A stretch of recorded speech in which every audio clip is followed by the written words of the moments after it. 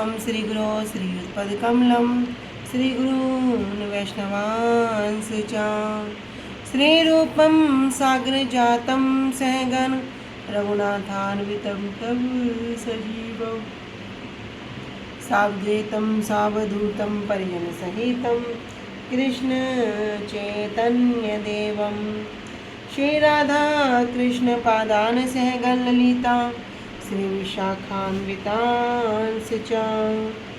गुरुवे गौरचन्द्राय राधिकाय तदालये कृष्णाय कृष्णभक्ताय तद्भक्ताय नमो नमः।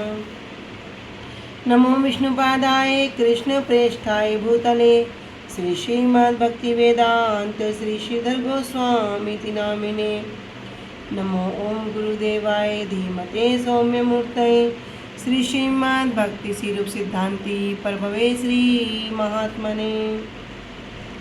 नमो विष्णुपादाय श्री राधिकाय प्रियात्मने श्री श्रीमद्भक्तिवेदान्त श्री नारायण गोस्वामीति नामिने। श्री कृष्ण लीला कथने सुदक्षम औदार्य माधुर्य गुणश्चयुक्तं वरं वरेण्यं पुरुषं महान्तं नारायणं शीर्षा नमामि। वाञ्छाकल्पतरुभ्यश्च कृपा सिन्धुभ्येव च पतितानां पावनेभ्यो वैष्णवेभ्यो नमो नमः। पंचतत्त्वात्मकं कृष्णं भक्तरूपं स्वरूपकं भक्तावतारं भक्ताख्यं नमामि भक्तशक्तिकं। श्रीकृष्ण चैतन्य प्रभु नित्यानंद श्री अद्वैत गदाधर श्रीवासादि गौरभक्त वृंदा। हरे कृष्णा कृष्णा कृष्णा हरे हरे, हरे राम राम राम हरे हरे। सर्वप्रथम मेरे परम आराध्यतम श्री गुरुपाद पद्म जय विष्णुपाद अष्टोत्तर श्री श्रीमद्भक्ति वेदांत श्री श्रीधर गोस्वामी महाराज जी के श्री अभय चरण सरोज में अनंत कोटि दंडवत प्रणाम ज्ञापित करती हूँ। तदुपरांत मेरे परम गुरुदेव जय नित्य प्रविष्ट ओम विष्णुपाद अष्टोत्तर शत श्री श्रीमद भक्ति श्री रूप सिद्धांति गोस्वामी महाराज जी एवं जय नित्य प्रविष्ट ओम विष्णुपाद अष्टोत्तर शत श्री श्रीमद भक्ति श्री रूप सिद्धांत भक्तिवेदांत श्री नारायण गोस्वामी महाराज जी के श्री अभय चरण सरोज में दंडवत प्रणाम ज्ञापित करते हुए उनसे आयतु कृपा की वांछा करती हूँ। तदुपरांत श्री कृष्णदास कविराज गोस्वामी जी, श्रीमन नित्यानंद प्रभु अखंड गुरु तत्व श्रीमन महाप्रभु एवं समस्त परिकरों के चरणों में दंडवत प्रणाम ज्ञापित करते हुए उनसे आयतु कृपा की वांछा करती हूँ। उपस्थित वैष्णव जन भक्तवृंद सभी को मेरा यथा योग्य दंडवत प्रणाम स्वीकार हो। सभी को हरे कृष्णा दंडवत प्रणाम।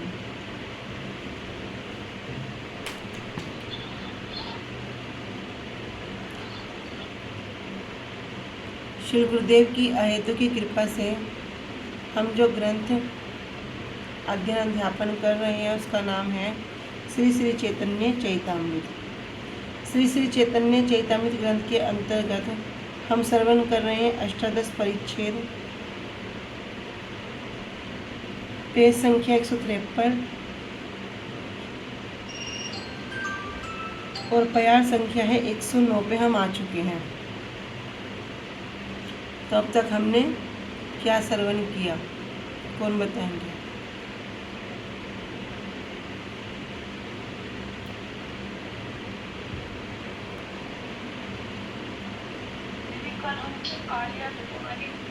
लीला का स्मरण किया जिसमें माँ जो है लोगों को संशय हो जाता है कि कृष्ण जो है वह कालिया देव का दर्शन दे रहे हैं, क्योंकि वहाँ पर वास्तव में एक मछुआरा जो है वो मछली पकड़ रहा था और लालटेन लेके यही होता है। तो जो है महाप्रभु के पास आते हैं और कहते हैं कि हमें कृष्ण के दर्शन दिए। तो महाप्रभु कहते हैं कि वास्तव में ये सत्य है। क्या होता है कि वो पूरे समय जो है भगवान के ही दर्शन कर रहे हैं। किंतु जब वो बाल भट्ट जी कहते हैं भगवान के दर्शन करने के लिए कृष्ण के दर्शन करके हो, तो वो उनके एक चार्टा रखते हैं और उन्हें समझाते हैं कि आप मूर्खों के साथ आप मूर्ख मत बनो, क्योंकि भगवान जो है इस तरह से मतलब अवतार नहीं लेंगे, क्यों लेंगे अवतार?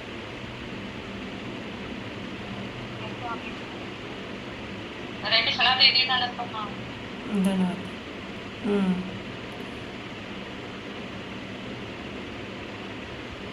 बस दीदी ठीक है, बहुत सुंदर।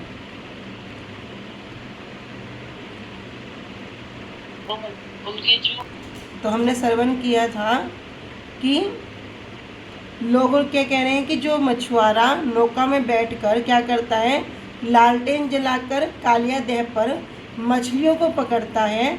जब उसे दूर से देखते हैं, दूर से देखना जैसे अंधेरे में किसी के पैर में कोई रस्सी आ गई तो भ्रम हो गया कि रस्सी नहीं, मुझे मेरे पैर में तो सांप लग गया, ये सांप है, तो दूर से भ्रम हो जाता है सांप है।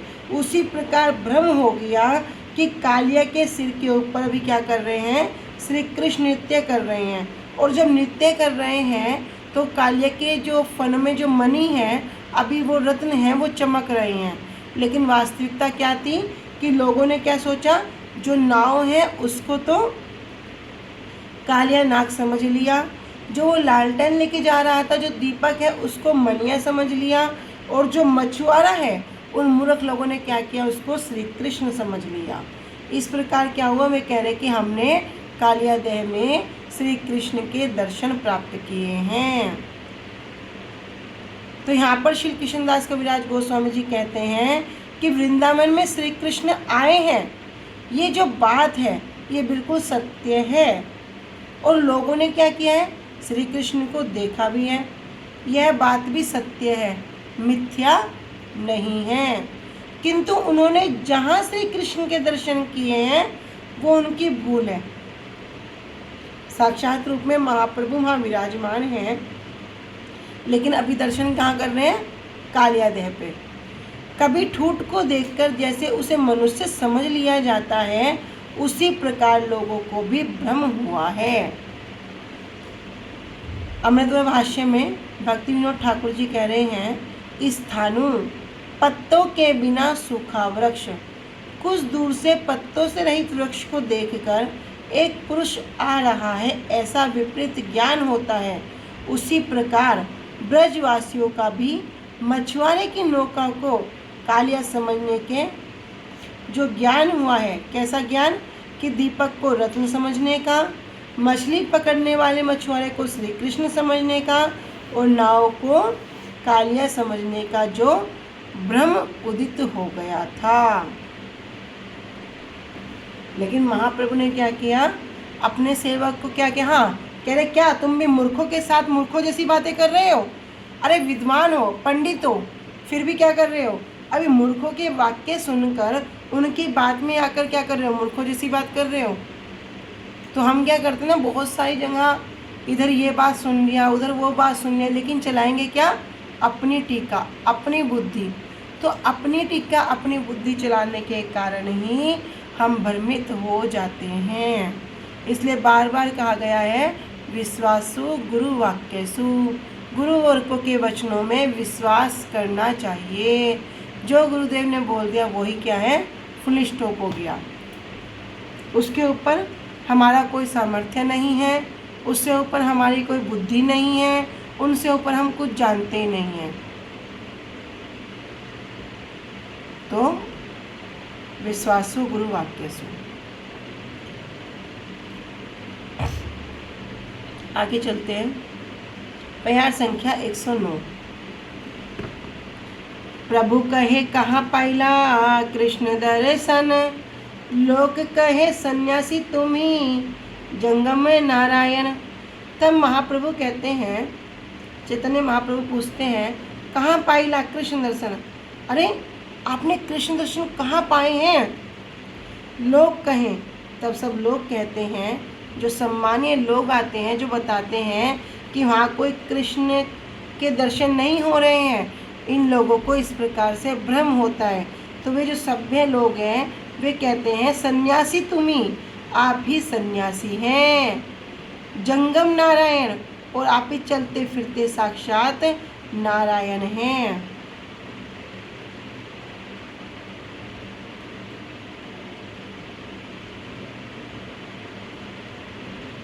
वृंदावने हैला तुम्ही कृष्ण अवतार, तोमा देखी सर्वलोक हैला निस्तार। करे वृंदावने हैला तुम्ही, वृंदावन में आप क्या हुए? कृष्ण अवतार, आप ही कृष्ण के अवतार के रूप में प्रकट हुए हैं।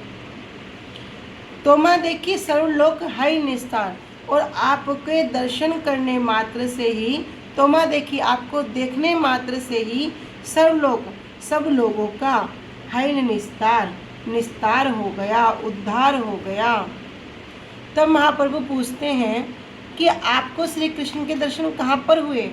तो लोगों ने कहा कि सन्यासी होने के कारण आप ही चलते फिरते श्री नारायण हैं, आप ही वृंदावन में श्री कृष्ण के अवतार हैं, और आपको देखकर सभी लोगों की मुक्ति हो गई है, उद्धार हो गया है, निस्तार हो गया है।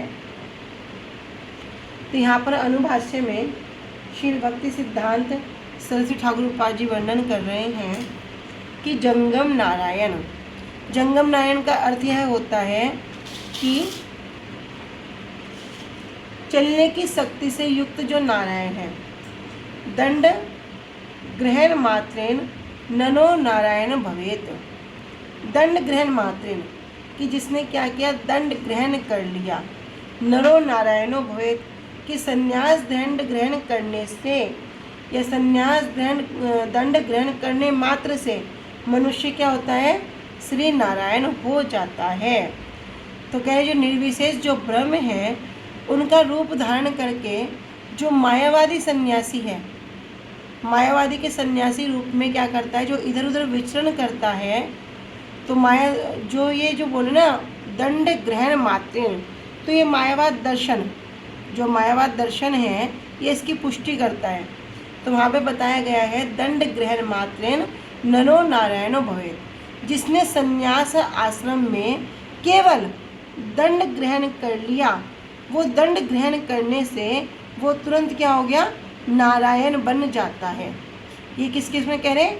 मायावादी सन्यासी, जो मायावाद दर्शन है उसमें वर्णन कर रहे हैं। इसलिए मायावादी सन्यासी क्या होते हैं? एक दूसरे से किस प्रकार बात करते हैं? ओम नमो नारायण कहकर संबोधन करते हैं, और इस तरह क्या करेंगे? एक नारायण दूसरे नारायण को पूजा करता है। तो ये उसमें कह रहे हैं मायावादी सन्यासी में। लेकिन वास्तव में कोई भी व्यक्ति है, सामान्य व्यक्ति है, वो तो नारायण बन नहीं सकता। यहाँ तक कि जो प्रमुख जो मायावादी सन्यासी हैं, कौन है? श्री शंकराचार्य जी। वे क्या कहते हैं? नारायणः परो अव्यक्तः, कि नारायण क्या है? इस भौतिक जगत की उपज नहीं है। जो इनके जो प्रमुख हैं, जो मूल हैं, जो शंकराचार्य जी हैं, वो भी कहते हैं कि नारायण इस भौतिक जगत की उपज नहीं है, और वे क्या हैं? वे इस भौतिक सृष्टि से परे हैं। लेकिन अभी अल्प ज्ञान के कारण, अल्प ज्ञान कैसा? अभी पूर्ण ज्ञान तो किसी को नहीं है। पूर्ण ज्ञान होगा तो जीव भ्रमित क्यों? तो इसी अल्प ज्ञान के कारण ये जो मायावादी सन्यासी हैं सोचते हैं कि नारायण अर्थात जो परम सत्य है, वो परम सत्य ही क्या करता है? मनुष्य के रूप में जन्म लेता है, और जब उसे इसका ज्ञान हो जाता है तो वह पुनः क्या बन जाता है? नारायण बन जाता है। इसलिए कहते हैं ना, अहम ब्रह्म अस्मि। वो कभी इस बात पे विचार नहीं करते कि जो पूर्ण पुरुषोत्तम भगवान है, जो नारायण है, जो ईश्वरा परम कृष्ण सच्चिदानंद विग्रह हैं, वे क्या हैं? मनुष्य के निम्न पद को स्वीकार करने लगेंगे, और पूर्ण होने पर भी फिर से मनुष्य क्यों बन जाते हैं? क्यों नारायण बन जाएंगे? तो नारायण अपूर्ण क्यों होने लगे? नारायण कौन है? भगवान है, वास्तव वस्तु है, पूर्णतम पूर्ण वस्तु है, तो वे फिर अपूर्ण क्यों होने लगेंगे? और उन्हें बार बार मनुष्य के रूप में प्रकट होने की भी आवश्यकता क्या है? तो चैतन्य महाप्रभु जब वृंदावन में रहते हुए इन सारी बातों को बड़े सुंदर ढंग से अब क्या कर रहे हैं? समझा रहे हैं। तो वो व्यक्ति आके क्या कह रहे हैं कि आप क्या हैं? आप सन्यासी हैं, और सन्यासी होने के कारण ही आप भी क्या है, चलते फिरते नारायण हैं। तो यह समझा रहे हैं कि जंगम नारायण कि जो चलने की शक्ति से युक्त हैं नारायण, दंड ग्रहण मात्रे नरो नारायण भवेत। कहाँ पे कह रहे हैं? मायावाद दर्शन में वर्णन कर रहे हैं कि संन्यास दंड ग्रहण करने से, संन्यास दंड ग्रहण करने मात्र से मनुष्य श्री नारायण हो जाता है। तो क्या ऐसा सत्य है?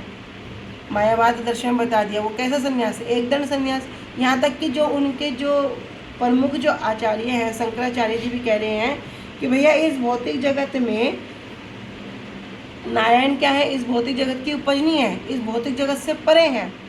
लेकिन दंडधारियों को केवल अद्वैत मायावादी लोग ओम नमो नारायण कहकर बातचीत करते हैं।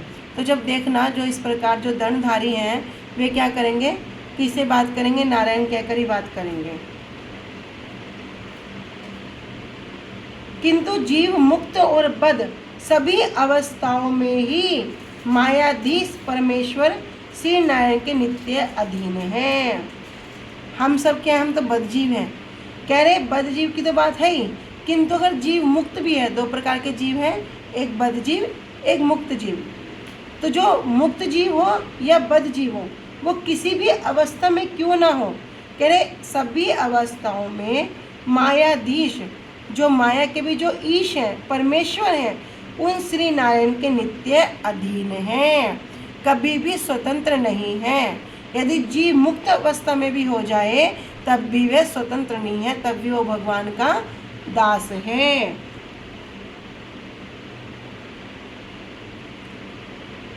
और कभी भी उन्हें श्री नारायण कहकर नहीं बुलाया जा सकता।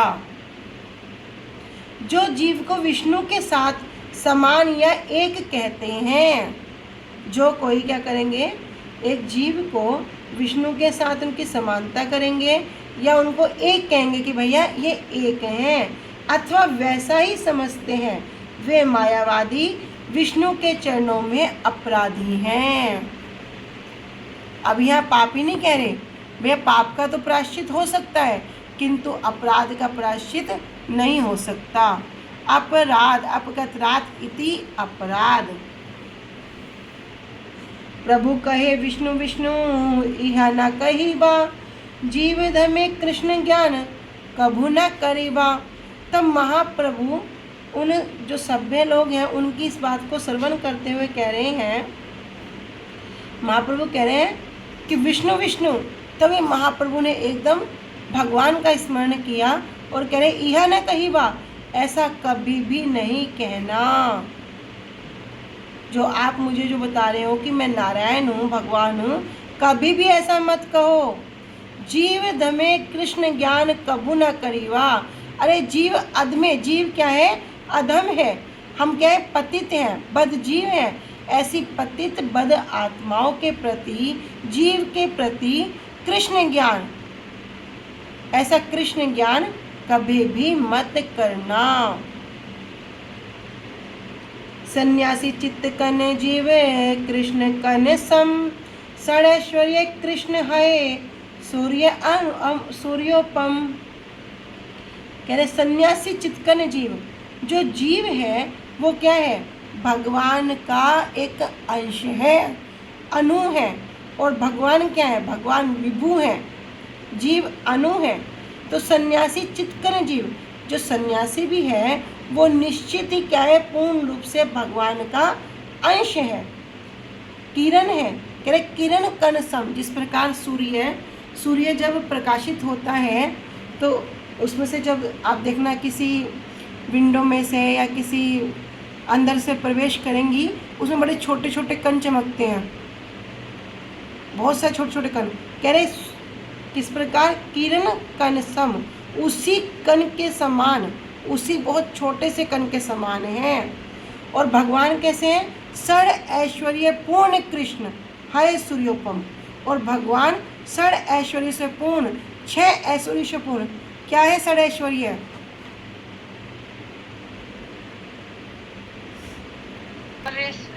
समरकस्य वीर्यस्य यशस्व श्री और कि ज्ञान वैराग्य से ये है आगे और आगे का श्लोक। बहुत सुंदर।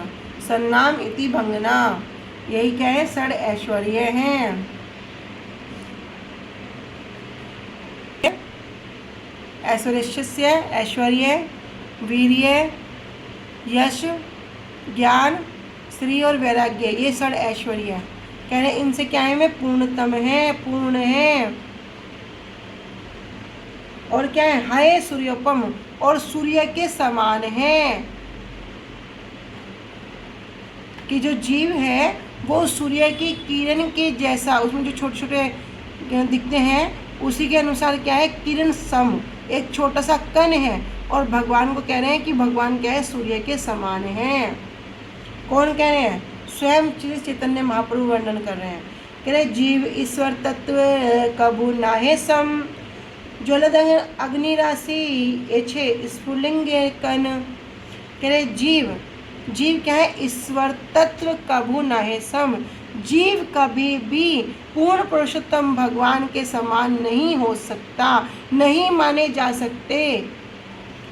और कैसे? ज्वलदंग अग्नि, जैसे अग्नि की ज्वाला, जैसे कहीं अग्नि जल रही हो उसमें यही छे, जिस प्रकार स्फुलिंगे कण, जिस प्रकार में छोटी छोटी चिंगारी निकलती रहती हैं, उसी चिंगारी के समान क्या है? वो जीव है।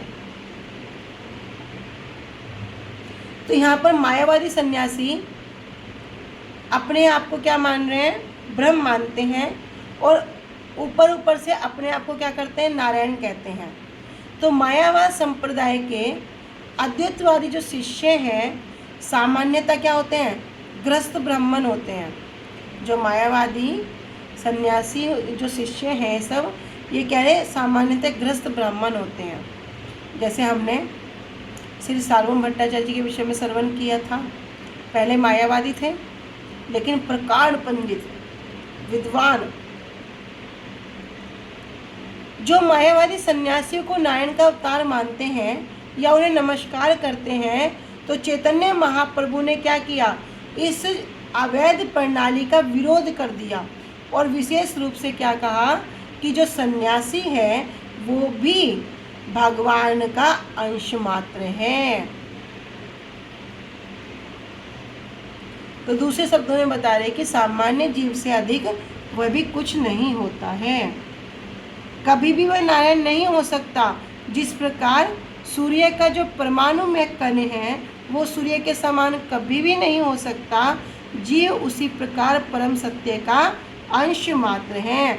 भगवान विभु है और हम सब क्या है? अनुमात्र हैं।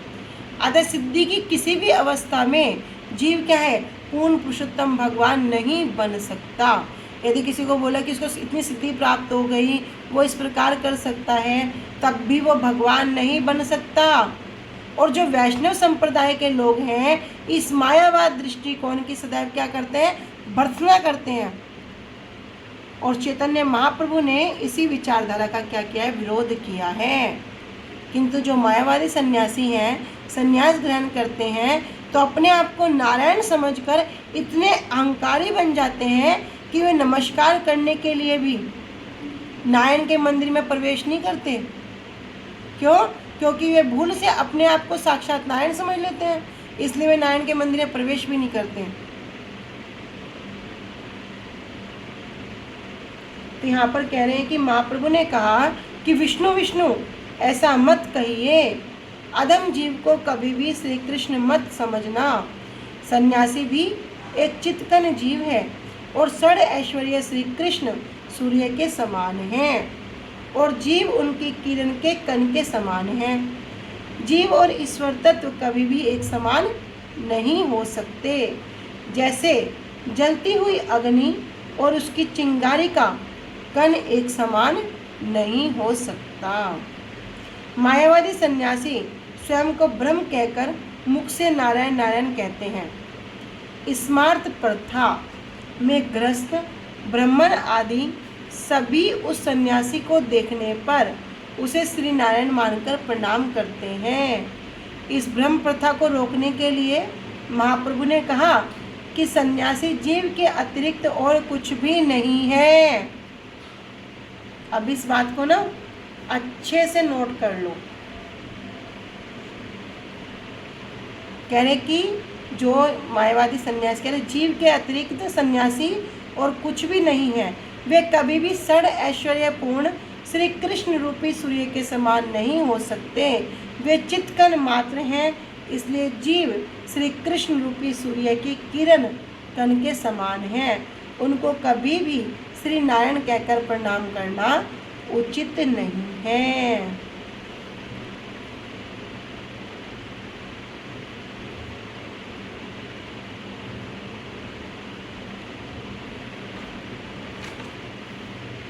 अलादनी संवित अशिष्टस्य सच्चिदानंद ईश्वरा स्वाविद्या संवृतो जीव संकलेश निक्रकारा।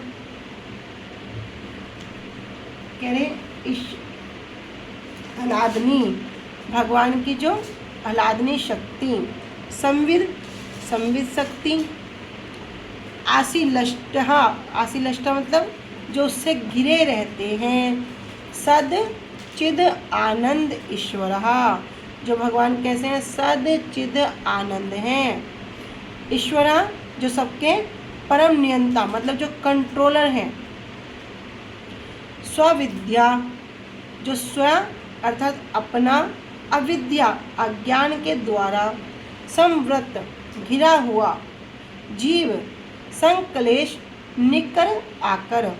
कह रहे संकलेश, कह रहे जीवन के जो क्लेश हैं, कैसे क्लेश, जो 3 ताप हैं, आध्यात्मिक, आदि भौतिक, आदि दैविक और जन्म मृत्यु जरा व्याधि। कह रहे निकर आकर मतलब कई असंख्य खान, आकर मतलब जो आकर वस्तु हो गई, उसकी क्या है, कष्टों की खान है। तो जो परम नियंता पूर्ण पुरुषोत्तम भगवान, वे क्या है, सदैव दिव्य आनंद से पूर्ण रहते हैं और क्या है, हलादनी शक्ति सम्मित शक्तियों से जो युक्त है, किंतु बद्धजीव सदैव अज्ञान से आवर्त रहता है, सदैव अज्ञान से ढका रहता है और जीवन के जो 3 प्रकार के कष्टों से ग्रस्त रहता है, वह इस तरह वह सभी प्रकार के कष्टों की खान है। तो ईश्वर सदैव सच्चिदानंद और आह्लादनी और संवित शक्ति के द्वारा आशीलिष्ट आलिंगित हैं, किंतु जीव सर्वदा ही अपनी आरोपित अविद्या के द्वारा आवर्त रहता है, ढका हुआ रहता है, इसलिए वह सब प्रकार के कलेशों का उद्गम स्थल है।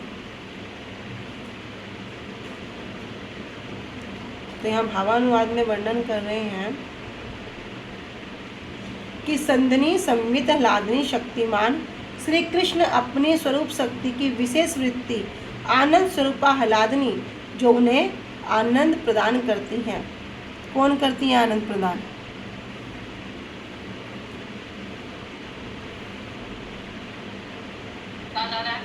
हाँ, श्रीमती राधा रानी। संवित जो उनकी अद्वैत ज्ञान स्वरूप भूता शक्ति है। संवित शक्ति का अर्थ क्या है?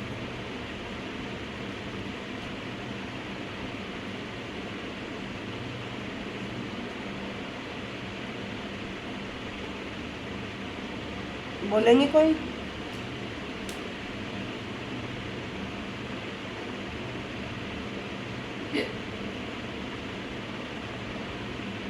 ठीक है, सोच के बताना। इन दोनों के द्वारा सदैव आलिंगन रहते हैं। हाँ बोलो।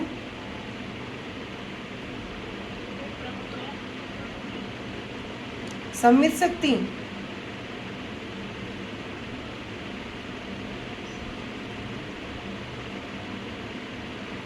और सोचो। ठीक है, हाँ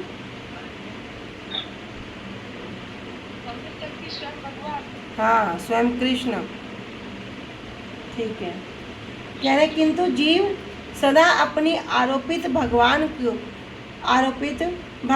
की जीव को बांधने वाली अविद्या रूपी माया से पूरा ढका रहता है, इसलिए वह 3 प्रकार के कलेश, पाप, बीज और अविद्या की निधि की खान है।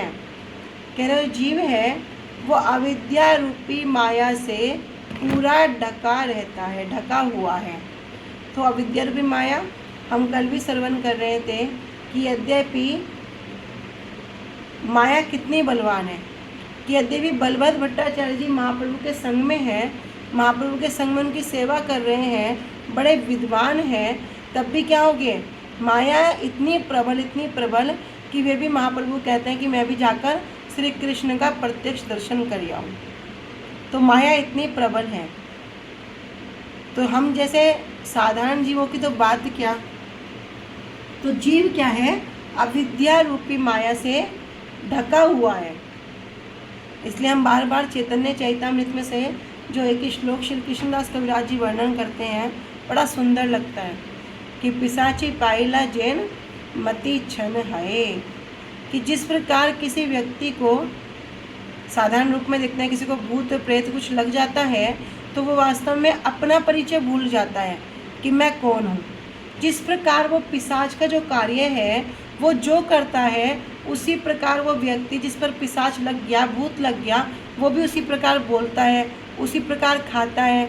यद्यपि उसने अपने पूरे जीवन शाकाहारी व्यतीत किया हो, लेकिन अगर उसको भूत पिशाच कोई आ गया, वो क्या करता है, वो मांसाहार खाने लगता है। कभी वो ऊँची आवाज़ में बात ना करता हो, बड़ा क्रोध दिखाएगा, ऊँची ऊँची आवाज़ में बात करने लगेगा। पूरा का पूरा वो किस तरह कार्य करेगा, जिस प्रकार वो जो पिशाच हो, जो भूत उसके ऊपर लग जाता है।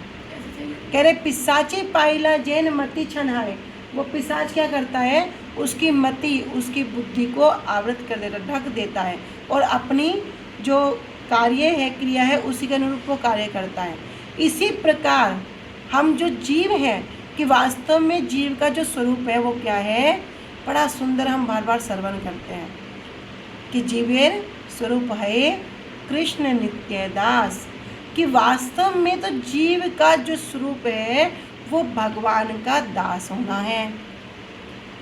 इस बात से कहीं भी और कोई भी नहीं पलट सकता, नहीं इस बात को कोई खंडन कर सकता कि जीव भगवान का दास नहीं है, कि वास्तव में तो जीव जो है वो भगवान का नित्य दास है। किंतु अभी जब माया रूपी पिशाची ने हमें ग्रस्त कर लिया, या माया रूपी पिशाची ने हमें जकड़ लिया, तब क्या हो गया, तब हम अपने वास्तविक स्वरूप को भूल गए। तब हम क्या हो गए, माया के दास बन गए। माया के दास होना क्या है, ये संसार में दास होना। हम इसके दास हैं, ये घर है, ये पति है, ये पुत्र है, ये पत्नी है, ये घर मेरा है, रिश्तेदार मेरे हैं, मुझे वहाँ जाना ही पड़ेगा, मुझे करना ही पड़ेगा, मेरे बिना कौन करेगा। ये जितनी भी इस प्रकार का छल है, कपट है, सब क्या है, माया है। माया देखो, हम क्या करते हैं कि भैया माया बड़ी बलवान है, माया बड़ी बलवान है, तो भैया वो माया कहीं और नहीं है, वो माया हमारे आसपास ही है। कभी भी बाहर के लोग आके इतना टॉर्चर नहीं करेंगे। जब तुम कोई कार्य कर रहे होगे और वो जब अब तुम्हारे ही जो घर के लोगों को विपरीत लगेगा ना, वही तुम्हारे सामने माया के रूप में खड़े रहेंगे, वही उस प्रकार खड़े हो जाएंगे। बाहर के लोगों से क्या प्रयोजन, घर के लोग ही खड़े हो जाएंगे। तो ये सब क्या है, सब माया का खेल है। निकटस्थ माया तारे झापटिया धरे। जब जीव इस संसार में आता है, जन्म लेता है, माया क्या करते हैं, तुरंत अपने आप आगे कर देती है, और वो माया के तुरंत चक्कर में आता है। गर्भ में तो सोचता है कि प्रभु बस अब की बार इस नरक से निकाल दो, बड़ा कष्ट पा रहा हूँ। क्योंकि जब गर्भ अवस्था में होता है, जब जीव माँ के गर्भ में होता है, उसे कीड़े काटते हैं, उसकी स्किन नहीं होती है, माँ जो खाती है तीखा खट्टा मीठा सब उसको चुभता है, सब लगता है, आँखों में लगता है, वो रोता है, चिल्लाता है, लेकिन कोई सुनता नहीं है वहाँ पे। लेकिन जब वो जीव पूरी आह भर के भगवान से प्रार्थना करता है कि प्रभु अब मुझे इस नरक से निकाल दो, क्या करूँगा, मैंने गलती किया, आपको भूल गया, आपका भजन नहीं किया, मैं आकर ना आपका भजन करूँगा, ये जीवन तो आपको समर्पित कर दूँगा। क्योंकि माँ के गर्भ में उल्टा लटका है, उल्टा लटका है, न वहाँ चलने फिरने कोई स्थान नहीं है। वहाँ क्या है, कीड़े टट्टी पिसाब सबसे वो भरा हुआ है, एक थैली में पड़ा हुआ है, 24 अवस्था में पड़ा है, बड़ा दुखी होता है। और जब भगवान से प्रार्थना, भगवान कहता है अच्छा मेरा भजन करेगा, कह रहे हाँ हाँ प्रभु अब की बार कृपा कर दो, फिर इस दोबारा गर्भ में नहीं आऊँगा, इस नरक में नहीं आऊँगा, अब की बार आप कृपा करके मुझे यहाँ से निकाल दो। भगवान कृपा करते हैं, निकालते हैं, लेकिन माया क्या करती है, तुरंत उसको पकड़ लेती है और फिर वो ये मेरी मम्मी, ये मेरे पापा, ये तोतली बोली, बस सब भूल जाता है। फिर भजन वजन कुछ नहीं। लेकिन भगवान बड़े कृपालु, फिर याद दिलाते हैं, फिर याद दिलाते हैं, और जो उनके संकेत को समझ के अपना याद करके भजन करेगा तो वो पार हो जाएगा, नहीं तो फिर वापस पुनरपि जन्म पुनरपि मरणम, बार बार गर्भ में आना पड़ेगा। अभी भगवान ने बड़ी कृपा करी, गुरुदेव की बड़ी कृपा है कि जो मनुष्य शरीर है ये प्राप्त हो गया, ये ऐसा कपड़ा प्राप्त हो गया जिस कपड़े में रहकर हम क्या कर सकते हैं, भजन साधन कर सकते हैं। और भजन साधन करके क्या कर सकते हैं, इस भव सागर में जो हम फंसे हुए हैं उसको पार कर सकते हैं। श्रीमद् भागवतम का जो श्लोक हम कई बार श्रवण करते हैं, कितना सुंदर, निर्दय मादम सुलभम सुदुर्लभम पल्वम सुकल्पम गुरु करंधारम मयानुकूलेन भवस्वतीर्थम पुमान भवाब्दिन्नत्रेत से आत्मा। कितना सुंदर वहाँ वर्णन करके, निर्दय मादम, भैया ये निर्देह प्राप्त हो गया, मनुष्य शरीर प्राप्त हो गया। कह रहे सुलभम, कैसे प्राप्त हो गया भैया, बड़े सुलभता से प्राप्त हो गया, क्या कुछ करना पड़ा, नहीं करना पड़ा, प्राप्त हो गया। कह रहे सुदुर्लभम, कह रहे बड़ा जो मनुष्य शरीर है इसे प्राप्त करना सुदुर्लभ है, अत्यंत दुर्लभ है। क्यों दुर्लभ है भैया, 84 लाख प्रकार की योनियाँ सबने सुना है, जल जानम लक्षानी स्थावर लक्ष्य विशंति, कितने कितने प्रकार के हमने योनियों के विषय में श्रवण किया। कह रहे कुल मिलाकर 84 लाख प्रकार की, और 84 लाख प्रकार की योनियों में जो मनुष्य जो योनि है ओनली 4 लाख प्रकार की, सबसे कम। कह रहे ऐसा जो मनुष्य रूपी कपड़ा प्राप्त हो गया, बड़ी कृपा से प्राप्त हो गया। कह रहे सब सुदुर्लभम, अत्यंत दुर्लभता। और सिर्फ इतना ही नहीं, पल्वम सुकल्पम गुरु करंधारम, और इस शरीर रूपी नौका को चलाने के लिए गुरु, जो गुरु क्या है, केवट रूपी गुरुदेव हमें प्राप्त हो गए। भैया ये शरीर क्या है, एक नौका है, इस नौका में बैठकर हम क्या करेंगे, इस भवसागर को पार करेंगे। तो इस नौका को चलाने के लिए कोई केवट की आवश्यकता होगी, और केवट भी कैसा होना चाहिए, पूरा कुशल होना चाहिए। भैया हम सागर में हैं, कब उछाल आ जाए, कब हमें वो सागर की लहरें डुबा दे, तो केवट भी कैसा हो, कुशल हो। तो कौन है वे केवट, वे केवट हैं श्री गुरुदेव। ऐसे केवट भी प्राप्त हो गए, ऐसे गुरुदेव भी प्राप्त हो गए।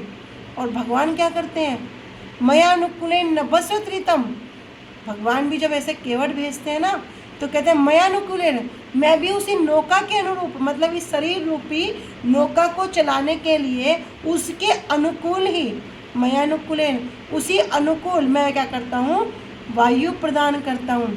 अगर वायु सही डायरेक्शन की होगी तो नौका क्या होगी, सहज रूप में उसी जो गोल होगा, लक्ष्य होगा, उसको प्राप्त कर लेगी, उसको प्राप्त कर लेगी।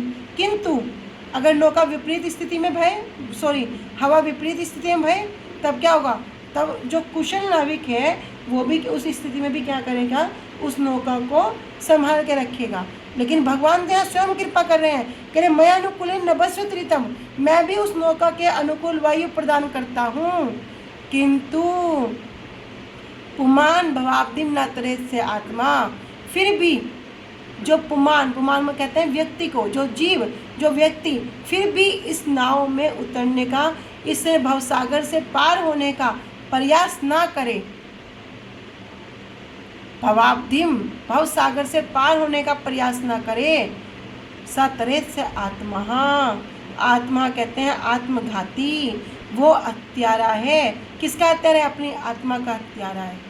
जैसे कोई व्यक्ति सुसाइड कर लेता है ना, बोलते ना आत्महत्या कर ली, वो खुद जाके क्या किया, उसने फांसी लगा ली, ऐसे ही वो जीव है जिसे ये मनुष्य शरीर भी प्राप्त हो गया, इस मनुष्य रूपी नौका को चलाने के लिए केवट रूपी गुरुदेव भी प्राप्त हो गए, और भगवान की कृपा भी प्राप्त हो गई कि वो अनुकूल वायु में प्रदान कर दी।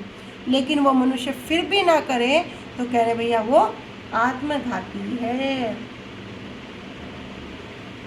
तो माया किस किस प्रकार हमें आवरण करती है, लेकिन गुरुवर्ग क्या किया, गुरुवर्गों ने कि भैया चोटी पकड़कर इस दलदल से खींच के निकालने वाले और कोई नहीं है, एकमात्र श्री गुरुदेव है, एकमात्र श्री गुरुदेव है। पूरी दुनिया, पूरा संसार विपरीत हो जाए, लेकिन एकमात्र गुरुदेव ही ऐसे हैं जो तुम पर कृपा कर देंगे, तुम्हें उस दलदल से निकाल देंगे और तुम्हें आभास मात्र भी नहीं होगा, पता भी नहीं चलेगा कब तुम्हारा चोटी पकड़ के तुमको खींच के निकाल दिया। पूरा संसार विपरीत क्यों ना हो जाए। संसार ऐसा ही है, संसार में सब स्वार्थ पे टिका है। जब तक तुम किसी के काम के हो तब तक ही तुम काम के हो। 4 दिन कोई बीमार पड़ जाए, 5वें दिन 1 गिलास पानी नहीं देंगे, तेरा तो रोज का काम है। तो जीव इस प्रकार माया से ढका हुआ है और सब प्रकार के जो कलेश हैं, पाप बीज और अविद्या, इनसे पूर्ण रूप से इनकी जो खान है, इनकी जो आकर वस्तु है, जो उद्गम स्थल है, वही क्या है, ये जीव है। अभी चैतन्य महाप्रभु इस विषय में वर्णन कर रहे हैं कि जो एक दंडी सन्यासी, जो मायावादी सन्यासी, कह रहे सन्यासी भी क्या है, और वे भी नारायण नहीं है, कभी मत कहना। इस विचार के प्रति महाप्रभु ने क्या किया है, विरोध किया है। तो आज हम यहीं तक श्रवण करते हैं, आगे कल श्रवण करेंगे। वांछा कल्पतरुभ्यश्च कृपा सिन्धुभ्येव च पतितानां पावनेभ्यो वैष्णवेभ्यो नमो नमः। श्री गुरुदेव की जय, अनंत कोटि वैष्णव वृंद की जय। निताई गौर प्रेमानंदे, हरि हरि बोल। हरि बोल। हरे कृष्णा, सभी को दंडवत प्रणाम। हरे कृष्ण।